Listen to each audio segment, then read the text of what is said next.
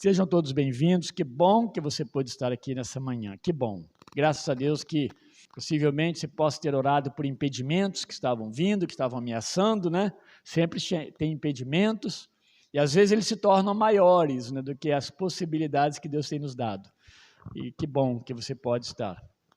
Uma alegria para nós nos reunirmos como igreja. Nós vamos continuar falando, meus irmãos, dentro de eclesiologia, ou propriamente da igreja e eclesiologia, pode ter algumas diferenças aí, mas a ideia nossa é trabalhar como que a igreja, desde o seu surgimento até os dias de hoje, para a gente entender por que eu sou igreja, por que eu estou na igreja, por que eu faço parte de uma igreja, ainda mais nos nossos dias, né, em que são colocadas tantas dúvidas sobre a igreja, a partir até dos seus próprios líderes. Tudo passa a ser igreja, né? Tudo que está dentro desse contexto evangélico. As pessoas, né? O que você está lendo? Você está lendo alguma coisa? Essa leitura é boa? Não, tem o nome de Deus aqui, fala Deus. Nem tudo que fala Deus, né? Nem tudo que fala Jesus, de fato, tem compromisso. Está comprometido ou aliançado com Deus e com Cristo, com o Espírito, né? É isso, igreja é assim. Então, nós queremos chegar nesses tempos para a gente também, nessa caminhada toda, a história nos ajuda muito. O que nossos irmãos fizeram diante das dificuldades, das lutas que eles passaram? Aqueles que foram queimados por causa do Evangelho, por que foram queimados, né? Por que eles não voltaram atrás? Uma das coisas que um pastor falou, e assim, eu estou bem assim, convicto, sem certeza, porque são coisas de Deus, mas de que os nossos tempos, de fato, parecem os seus últimos tempos, dado tantas coisas. Claro, meus irmãos, que eu não me arriscaria, mas a gente vê tanta perversidade, tanta mudança, e a igreja, muitas vezes, ela entra nessas águas, né? Ela embarca nessas águas. E nós cristãos também fazemos isso. Então é importante que a igreja ela entenda claramente as doutrinas que regem a sua fé, né? Ela precisa olhar para o Evangelho e ter resposta para a sua vida, não apenas o que ela acha que possa ser. Essa é a grande preocupação nossa e de tantas outras igrejas que têm ensinado, né, a palavra de Deus. A gente já começou a falar um pouco, né, na aula passada. Eu falei sobre as doutrinas essenciais que sustentam a igreja. Falei algumas, tá? Você lembra que eu falei aqueles pontos do Mark Dever, eles são ótimos para isso, para nos lembrar, né? Por quê? Porque as heresias elas vão também caminhando junto, elas vão trabalhando, elas vão adentrando as igrejas, elas querem um lugar no banco aqui, elas querem sentar, elas querem também participar do culto. E é perigoso. E aí a gente vai vendo que algumas coisas a igreja precisa tomar muito cuidado. E aí entra a sua pregação, né? A doutrina bíblica, o discipulado, disciplina, tudo isso dentro do contexto do Evangelho. Mas algumas coisas, às vezes, a igreja adota, outras ela põe de lado, ela põe mais no cantinho. Isso aqui também a gente aceita, mas vou deixar no cantinho. De vez em quando a gente pega um pouco disso aqui.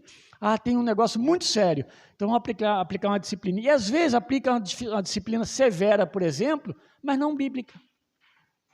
Isso tudo é muito sério, porque a saúde da igreja está relacionada com tudo isso. E nós vemos então um pouco, para quê? Para que a gente entendesse o que ajudou a igreja a caminhar durante os séculos.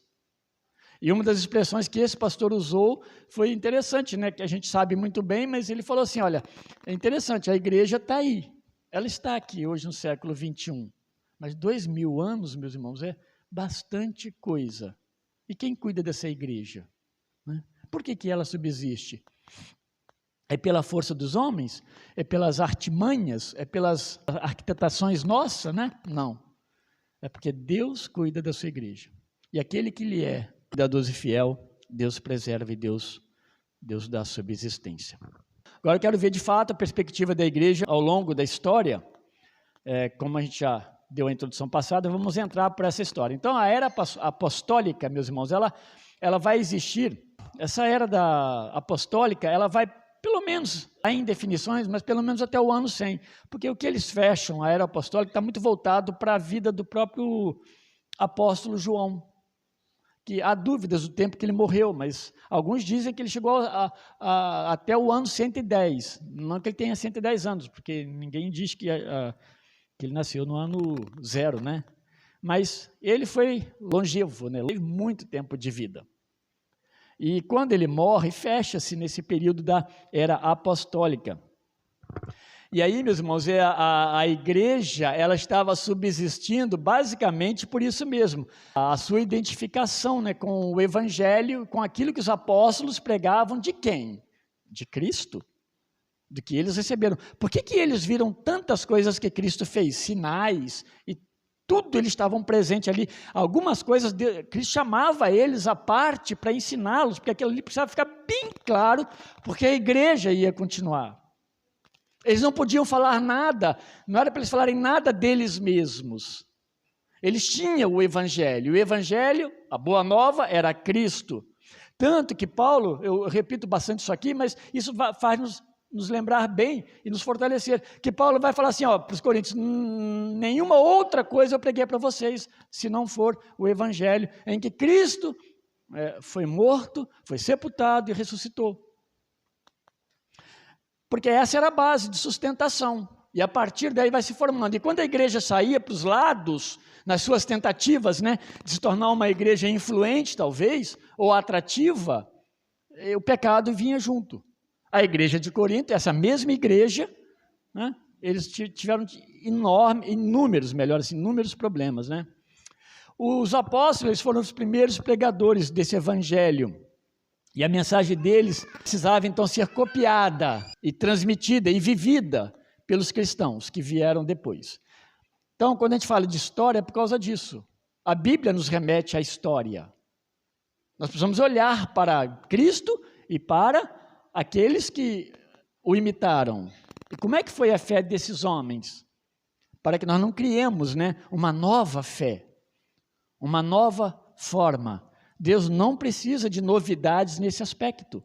Efésios, capítulo 2, 17 e 20, diz assim, Paulo está falando para a igreja sobre Cristo e a evangelização do mundo. E vindo, evangelizou paz a vós outros que estáveis longe, e paz também aos que estavam perto, edificados sobre o fundamento, olha aí que é importante, né? O fundamento dos apóstolos e profetas. E aqui não é para gerar discussão, não é de Cristo, não, esse fundamento dos apóstolos e profetas é o fundamento de Cristo, é o evangelho, é a boa nova, sendo ele mesmo, Cristo Jesus, a pedra angular, a base é Cristo, né? E a partir dele os apóstolos foram pregando. E essa mensagem do evangelho, cada vez mais, mesmo, ela ia se distanciando do mundo no aspecto de pecado. E distanciando o povo, a igreja se distanciando. Não é porque ela, agora nós somos santos e aqueles lá são pecadores. Não era isso. A forma de vida, o convívio, passa agora a ter mais cuidados. Se nós não formos cuidadosos e seletivos em alguns aspectos da nossa vida, nós não temos, porque é a transformação que começa de dentro e vem para fora, é natural. E uma das coisas que aconteceu com a igreja é que ela foi se afastando, inclusive, do judaísmo. Né? Afastar do judaísmo fazia com que a igreja se tornasse mais vulnerável ao ataque do Estado, o ataque de Roma, porque Roma protegia o judaísmo, isso eles protegiam, a religião judaica eles não mexiam. Então se um judeu não, nos tempos de Roma, não se encurvasse diante do imperador, não tinha tanto problema, eles não exigiam, não era propriamente exigido, talvez houvesse alguns momentos. E o cristianismo era olhado até então como um ramo do judaísmo apenas. São judeus, são judaizantes, são praticantes da lei, ok, estão protegidos. Mas começa a se afastar por causa de quê? Da doutrina central, por causa de Cristo. Naturalmente, eles vai se percebendo que não dá para conviver em termos religiosos, não há ecumenismo que possa suportar, né, esse tipo de convívio. E aí vai se afastando por causa disso também do próprio Estado, no aspecto dessa proteção. E aí você vai perceber ao longo da história duras perseguições ao cristianismo, porque o cristianismo nesse aspecto ele foi muito radical, não se curvar mesmo em adoração ao imperador, por exemplo, né? E a outros deuses também. Então a mensagem do evangelho, ela cada vez mais, ela ia se distanciando dessas questões por causa do evangelho, por causa da boa nova, por causa do que Cristo ensinou no Sermão do Monte. vida ética, vida moral, tudo começava a refletir na vida de quem? Dos cristãos. Ao ponto, meus irmãos, que desejavam destruí-los, mas não viam um povo igual ao cristão. Esse povo é um povo diferente. Tem cartas, eu vou ler mais adiante, interessante daquele primeiro século, né? Que o cara que autorizava a morte lá na Bitínia, que era um assistente do imperador, por exemplo, ele era um governador de província, ele mandava matar os cristãos. Mas Plínio, por exemplo, Plínio jovem, ele escreve sobre isso. Ele vai dizer o seguinte, mas eles vão ser mortos, eles estão sendo levados à morte porque eles não negam a Cristo. Mas é interessante, ele escrevendo para o imperador, é interessante como que eles são diferentes, eles pagam seus impostos, ele falando assim, pagam seus impostos, cumprem seus deveres, honram o casamento, o matrimônio. São coisas, olha que testemunho, aí vão para a morte. Né? Por isso que a gente fala que ser cristão não quer dizer, de fato, que nós estamos protegidos. E uma das coisas que o pastor falou ontem também, ele fez mais uma colocação dessa questão voltada para o sofrimento. Porque pastores, né, às vezes pastores, eles entram também nesse caminho de que cristianismo não prevê sofrimento. Cristianismo é suavidade. E ele está falando, diante de tudo que está acontecendo, não haverá, né, suavidade. Ele fala assim, pode ser que nesses tempos também meu e seus que estão entrando agora, nós vejamos muitos pastores presos e prática dentro da igreja. E como lidar com alguém que quer seus direitos civis, que a igreja cumpra, alguns direitos que lá fora votou um mundo que não se ajoelha diante de Cristo. Então, são coisas para nós pensarmos, mas são só os pastores? Não, a igreja de Cristo. Muito bem, aí vai destacar como ataques à sã doutrina começa a se desenvolver já desde a igreja primitiva, que eu não vou me deter muito mais nela, mas já começa a acontecer muitas coisas na própria igreja. Na própria igreja primitiva, você vai perceber atos, né, e as práticas de orgulho, movidas por orgulho, dentro das próprias igrejas. Corinto é um bom exemplo para isso, um péssimo exemplo a ser seguido, né? Mas Corinto tinha isso. Grande parte do que eles faziam era movido por orgulho, orgulhos pessoais, orgulho no coração das pessoas. Mas havia também o legalismo judaico. O que é esse legalismo judaico? Lembra que a gente falou que sobre a questão da igreja está muito ligada ao judaísmo e tudo. Mas muitas conversões, as primeiras conversões, até no exterior, normalmente começavam no meio de judeus, porque ia se pregar numa sinagoga. Paulo fez muito isso. Uma sinagoga que estava lá em Éfeso, lá em Corinto, lá em Atenas, né, onde houvesse judeu e houvesse uma sinagoga, entrava-se lá e pregava, haviam conversões. E com o passar do tempo, esses convertidos judeus, muitos deles, eles começaram a adicionar a salvação, a essa salvação de Cristo, algumas práticas legalistas, a prática dali, a guarda da lei, como alguns cerimoniais, né, para validar a salvação. Opa, né?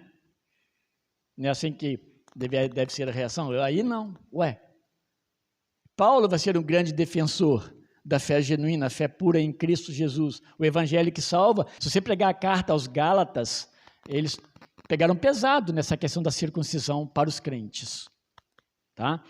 Circuncisão, guarda do sábado, desde aquele tempo, né? Isso vem até hoje. A questão do próprio templo como aquele lugar, né, central de adoração, essas coisas tudo estavam na mente de muitos crentes que estavam começando naqueles dias. Agora, vocês percebem, meus irmãos, a firmeza doutrinária é fundamental, porque nós não podemos ficar em dúvida quando alguém tenta nos colocar algum negócio na cabeça. Mas vocês não deveriam fazer assim? Quando a pessoa fala assim, não, faz por causa de atrair pessoas, você já mata de uma vez, né? Mas eles vêm com algumas coisinhas bem sutis para que seja. Por exemplo, no caso deles era circuncisão, bem pesado. Tinha que circuncidar para ser um cristão validado. Isso não é verdade. E Paulo vai chamar eles que está acontecendo com vocês? Eu estou sabendo que vocês estão pregando um outro evangelho. E Paulo vai condenar, Gálatas 1:6. E aí, olha que interessante, um dos acontecimentos marcantes da igreja naqueles dias foi justamente o concílio. Vocês vão lembrar que ao longo da história, Lucas falou, Paulo passou por isso aqui, eu lembro direitinho, os dois falaram, os concílios. Os concílios eram o que aqueles concílios? Os concílios tinham como finalidade, pelo menos a gente vê na história, isso de fortalecer, de definir os rumos à luz das Escrituras. Porque vinha uma heresia, e o povo começava a seguir, e o negócio começava a ramificar. Aí a igreja precisava se posicionar. Havia os concílios, o concílio ele decidia, ele batia o martelo. A Bíblia diz sobre isso, nós entendemos isso aqui. E aquilo ficava definido. E o primeiro concílio foi onde? Foi na igreja primitiva, o concílio ali em Jerusalém. Tá? Ele vai tratar justamente das questões desses gentios que se converteram, para que eles não precisassem se submeter à circuncisão da lei judaica. E é interessante, quem toma decisões ali está Pedro, está Paulo, Tiago, judeus raiz, né? Eles perceberam que o evangelho, ele não escraviza as pessoas a alguns costumes de homens.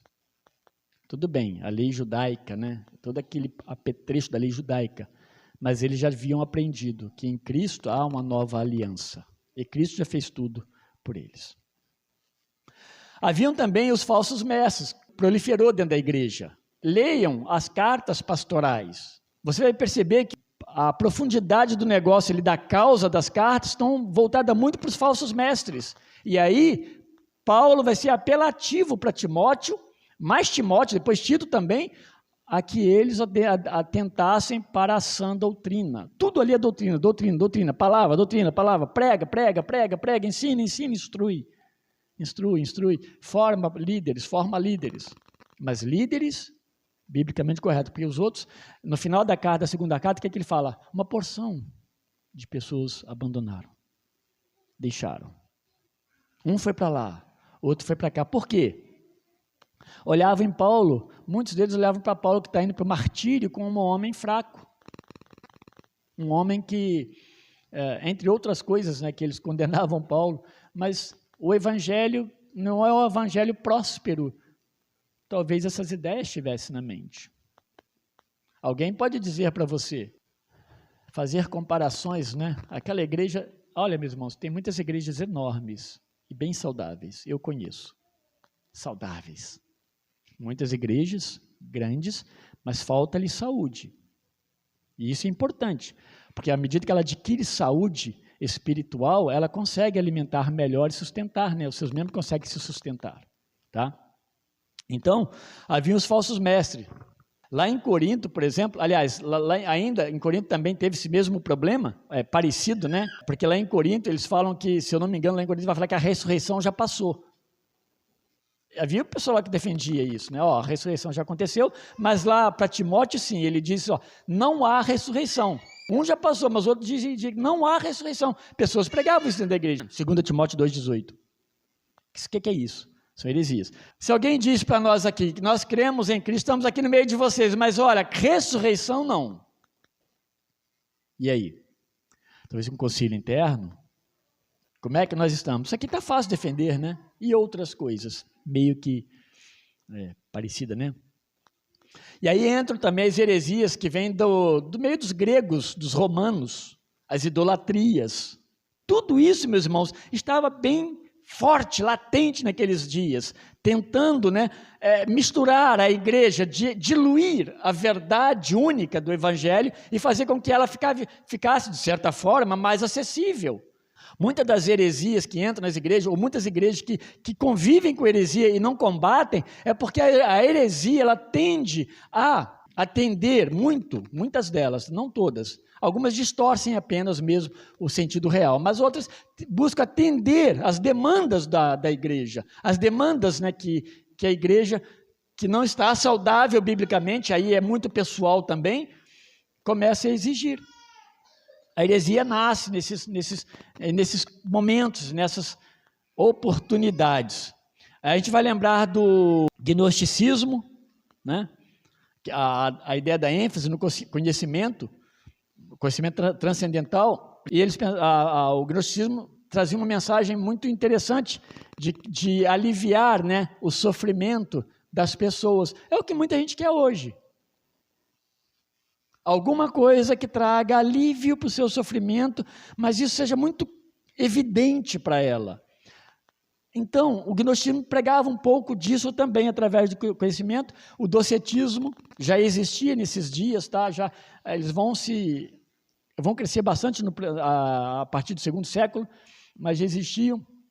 O docetismo, Jesus Cristo não foi crucificado, e aí eles desenvolveram uma base para ensinar a partir desse Cristo que não foi crucificado, ou seja, sua crucificação foi algo aparente, né? Alguns até usam a expressão de um fantasma que esteve lá, mas não é uma realidade. E aí vai crescendo. E nesse sentido, então, nessa certeza do que criam, e também na defesa da fé, esses líderes, principalmente os apóstolos ainda, eles foram muito perseguidos. A tradição nos fala, por causa da defesa da sua fé. Já começa com os apóstolos. Ninguém teve vida tranquila e nem um fim, né, sossegado. Praticamente todos abriram as fileiras dos martírios cristãos. Aliás, começa com Cristo, né? Começa com Cristo e depois a fileira vai crescendo mesmo, quase se torna infinita essa fileira de martírio cristão por causa do Evangelho. Era muito difícil, porque a gente hoje imaginar isso, às vezes fica muito cômodo para nós, apenas ficar pensando nisso. Mas é muito profundo, porque o sofrimento era intenso. Essas pessoas eram submetidas, né? Mortas suas famílias eram atacadas, perdiam as famílias, eram julgadas, né, para divertir, né, reis, divertir público, era julgado aos leões. Isso aí tudo é uma realidade, não é uma fábula. Crucificados, queimados, né? A história de Nério e Roma, no que for verdade nisso tudo, porque é bem confirmado, né, mas tem várias histórias, mas é bem forte essa ideia de que ele usou cristãos como tochas humanas para iluminar o seu jardim particular. Então, mas não é de se duvidar, porque a alcunha, os apelidos, né, que os cristãos tomaram naquela época foram os piores possíveis, à medida, como eu disse, que eles se afastaram de fato do romanismo, de todo sentido do Estado, né, propriamente. Por isso que se o Estado gerenciar a igreja, nós estamos perdidos, né? Não pode haver gerência do Estado sobre a igreja, a não ser nas coisas legais, que nós temos que cumprir como pessoas, como cristão, e como um CNPJ. Em tese, nem precisaria de CNPJ, né?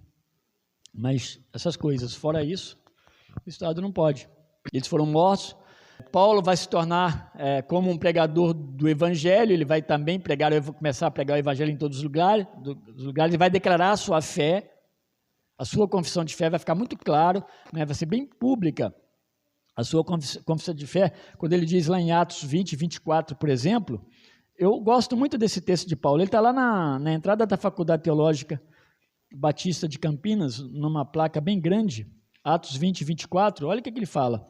É uma declaração que ele faz da sua fé em Cristo e no Evangelho que ele abraçou. Atos 20.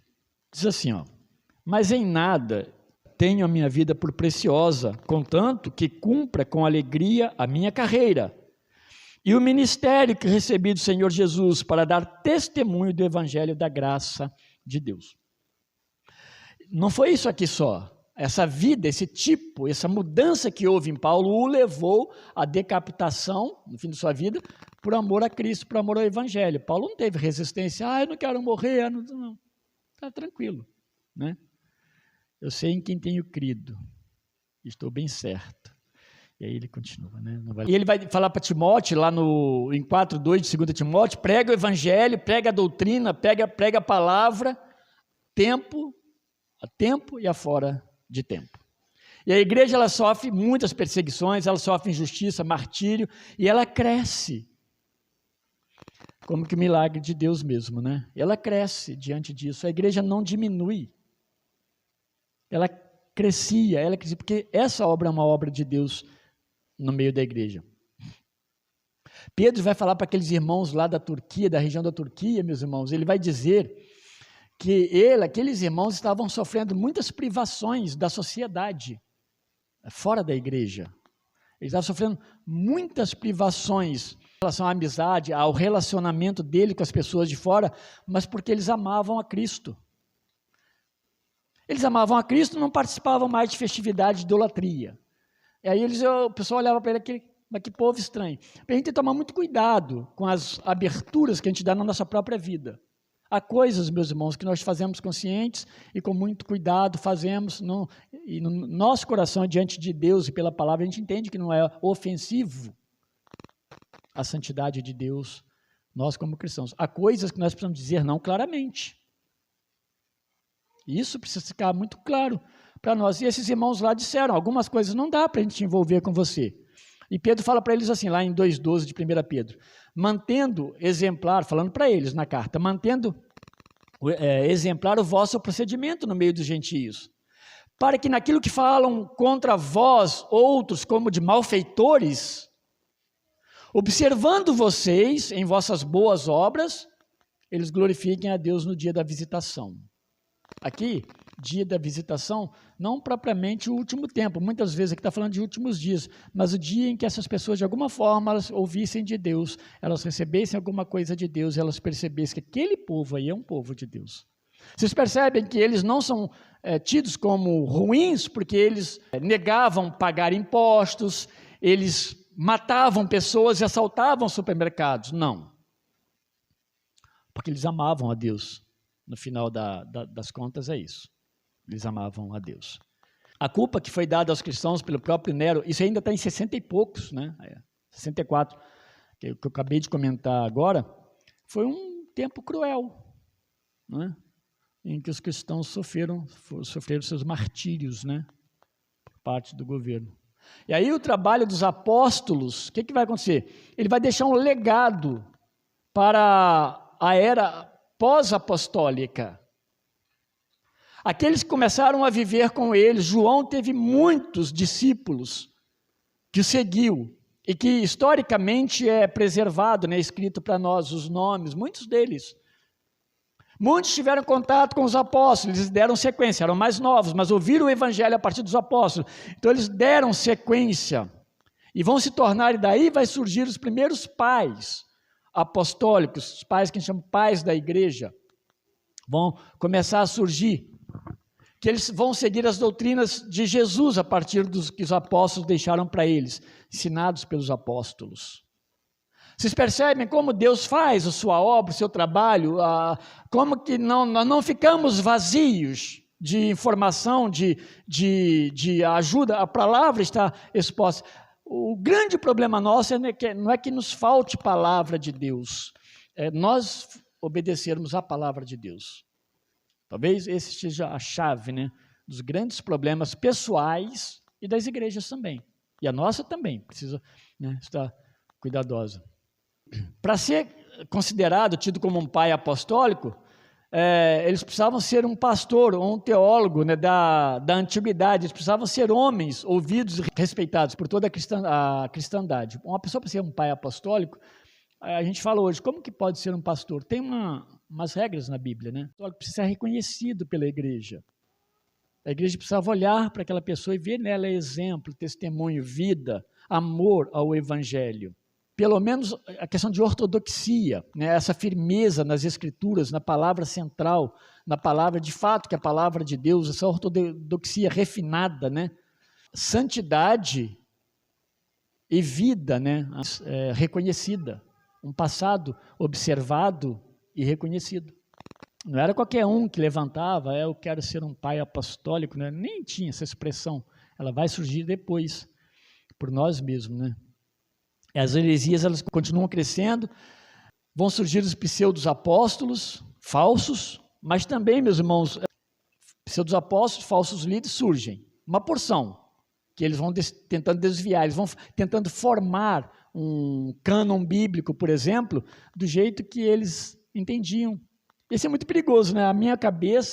Quando a minha cabeça pensando alguma coisa, até com relação à Bíblia, e quando a cabeça de outros líderes estão pensando juntos.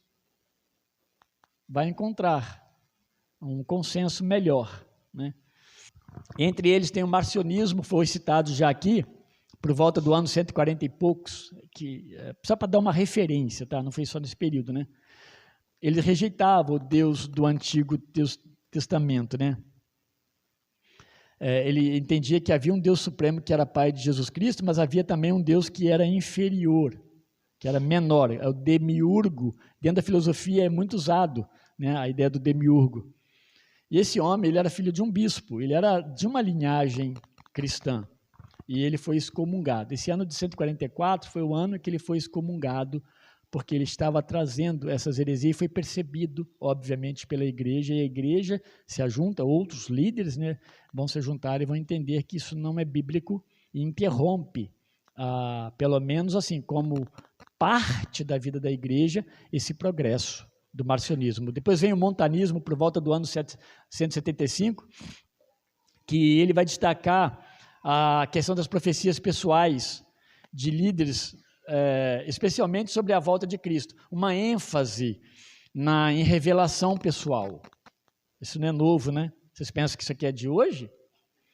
Então, a revelação pessoal é a parte das Escrituras. Claro que você vai saber que nós tínhamos o Antigo Testamento todo já plenamente escrito, mas as cartas, os evangelhos já circulavam, já eram bem reconhecidos, tá? Algumas cartas de Paulo, estou falando já no começo do século I, as cartas de Paulo, os evangelhos, tá, mas ainda não estavam formados, aquele montinho, né, juntinho, e esse é o cânon bíblico. Então, as heresias, elas entravam por esses caminhos, tentando colocar algumas coisas como se fosse verdade, e as revelações se manifestavam. Eu tive uma revelação, tomem cuidado, né? A Bíblia nos é suficiente, meus irmãos, isso aí eu não abro mão para a minha vida pessoal, eu não abro mão, as Escrituras elas são suficientes. E tem o maniqueísmo, eu estou citando só algumas, tá? De Mani, é o nome da pessoa, né? Ele dizia que Deus falou por meio de Moisés e fazia uma miscelânea, né? Platão, por meio de Buda, né? E também de Jesus, olha. Então tá, é cristão, tá vendo? Ele cita Jesus, né? Não tem nada a ver. Ele dizia que a revelação plena se daria por meio dele mesmo, o Mani. Então eu vou arrumar essas questões agora, eu vou juntar esses negócios, vou formular um material para a igreja de uma revelação. Então, meus irmãos, é muito sério. Ali por volta do ano 109, essa palavra de Plínio, eu achei até que eu tinha colocado na aula seguinte, foi bom, eu vou citar para os irmãos. Plínio, ele foi nomeado imperador por Trajano, de Roma, né, lá na Bitínia. E ele conduziu muitos cristãos para a morte, como eu já disse. Mas olha o que ele disse, ele manda uma carta para Trajano, que é o imperador, e ele diz assim, né, uma parte dessa carta, porque tem escritos de Plínio, né, e principalmente assim, cartas a Trajano.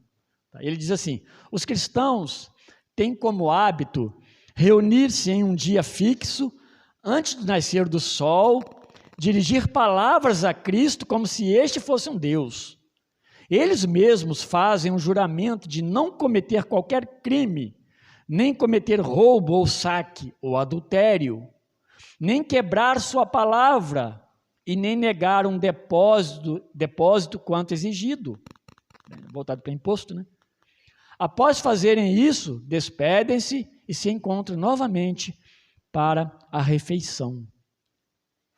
Aqui tem uma porção de coisa aqui. Inclusive, ações, né?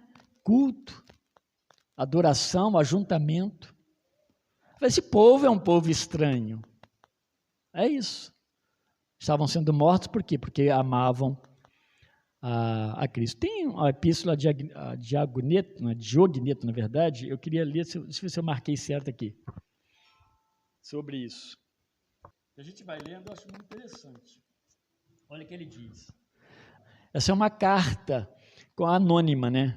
Essa pessoa que escreve essa carta aqui, epístola a Diogneto, ele não é revelado, mas ele escreve na tentativa a pedido dessa pessoa, desse tal de Diogneto, querendo saber sobre Cristo, sobre o Evangelho. Então ele escreve alguma coisa. Como eu disse antes, aos cristãos não foi confiado uma descoberta terrena. A coisa que eles guardam com muito zelo não é produto do pensamento mortal, porque naquele tempo, meus irmãos, era muita heresia, muita filosofia, muito do pensamento do homem. E o que lhes foi confiado não foi a administração de ministérios humanos.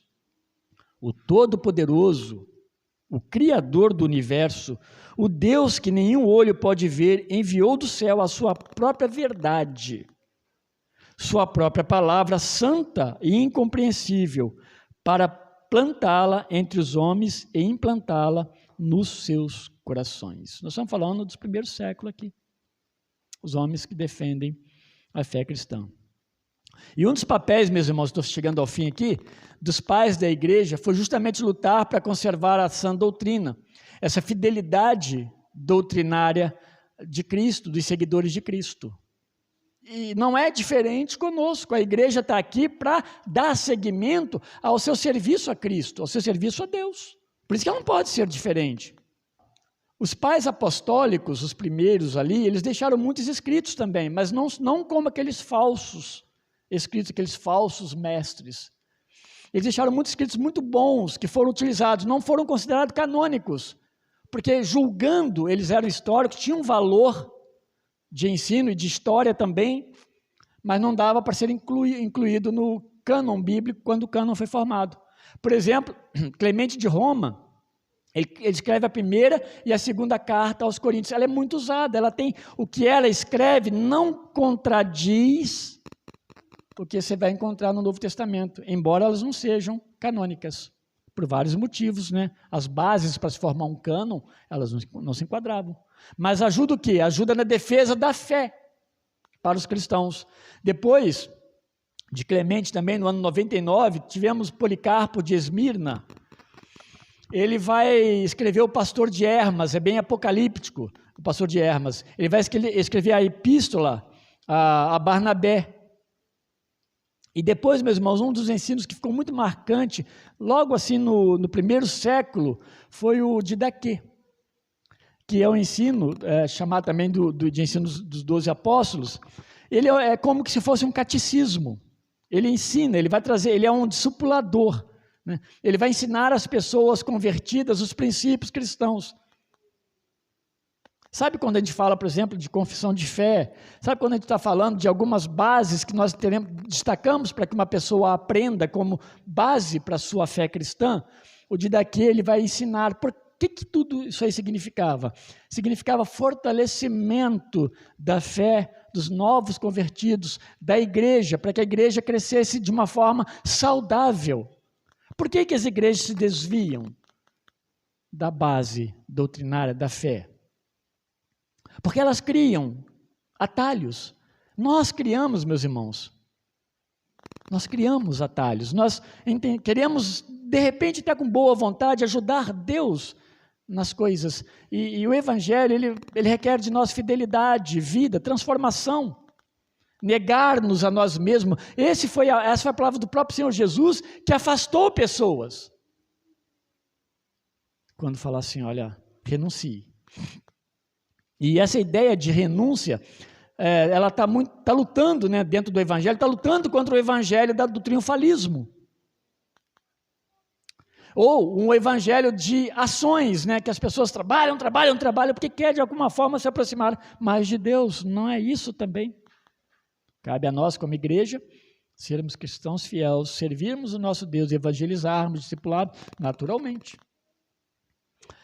Mas as criatividades são perigosas. Então, quando você pegava o Didaquê e você lia algumas coisas dele, você vai ver assuntos como santificação, que cabe aos crentes, distinção no Didaquê do verdadeiro e do falso profeta, você vai encontrar o caminho da vida e o caminho da morte, uma coisa que a gente nem fala tanto, né?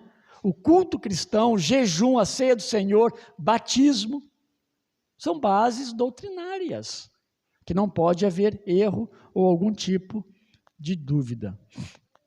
É interessante que no Didaquê, com relação ao batismo, eles orientam que deva ser em nome do Pai, do Filho e do Espírito Santo. Por quê? Porque está na Bíblia isso aí.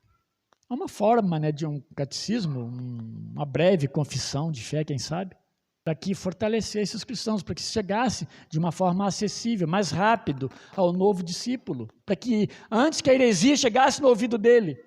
Eu sempre digo, meus irmãos, Você consegue falar do Evangelho e não por seu poder, mas como servo de Deus, falar do Evangelho e conduzir uma pessoa que está longe de Deus para Cristo por causa da operação de Deus. Uma pessoa que talvez até matou alguém, uma pessoa que é viciada em droga ou em bebida, uma pessoa que pode ter cometido assalto, são as piores coisas que posso imaginar. Quando você lida com alguém que está com problema doutrinário, é difícil. É difícil. Isso está enraizado.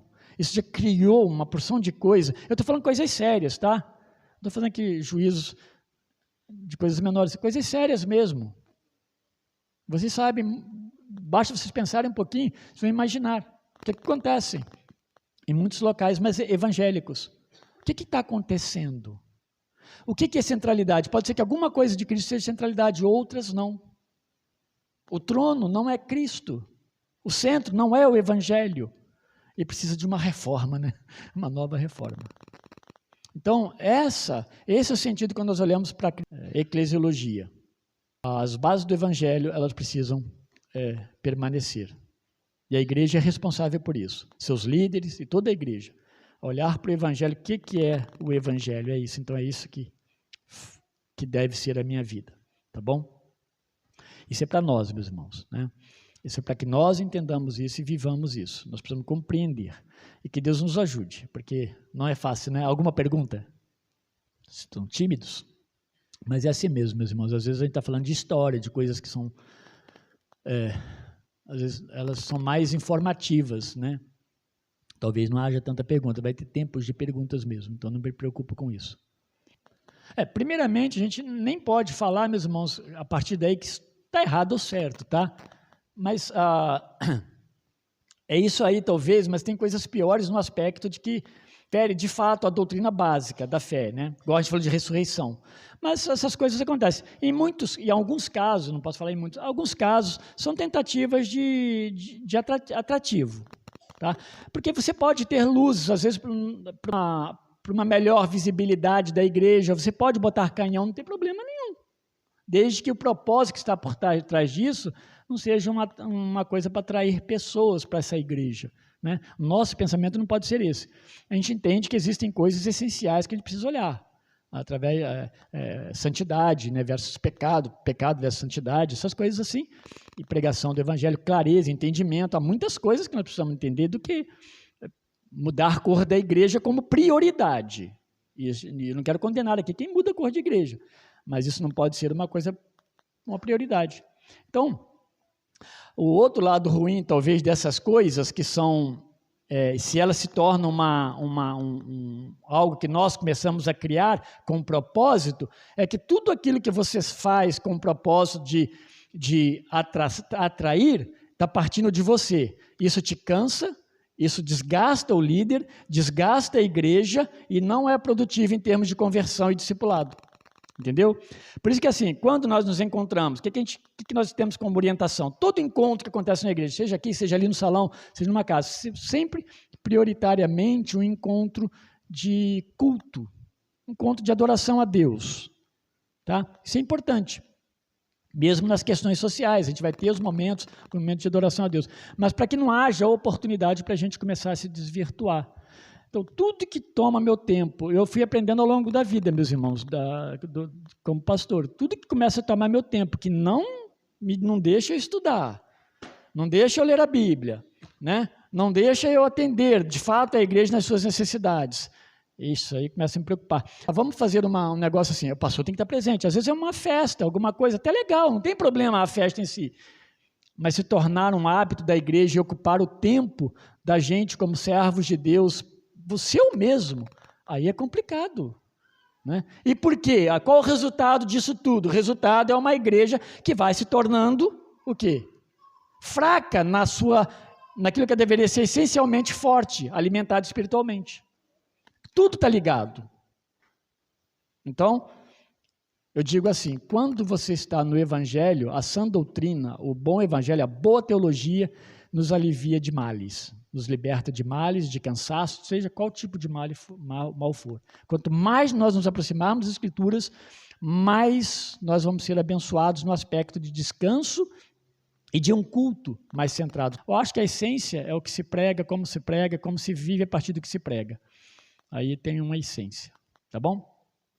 Aqui no Brasil, que eu saiba, não. Assim, diretamente pelo Estado. Tem alguns acordos, né, que igrejas evangélicas fazem com o Estado, seja a prefeitura, seja o Estado, e tem alguns acordos que a igreja faz mas é acordo para benefícios, normalmente. No Brasil, não, mas na Europa, sim, é bem comum. Algumas igrejas, elas são... Isso. A luterana, ela é bem estatal, ela é paga, a região da Escócia, né? Tem sim, bastante. A Europa é muito comum. Algumas igrejas, elas são oficiais. O anglicanismo é oficial. Na Inglaterra. Então tem. Mas no Brasil, não. No Brasil, a igreja realmente ela já começou, a igreja evangélica se separou do Estado. Deus abençoe a todos.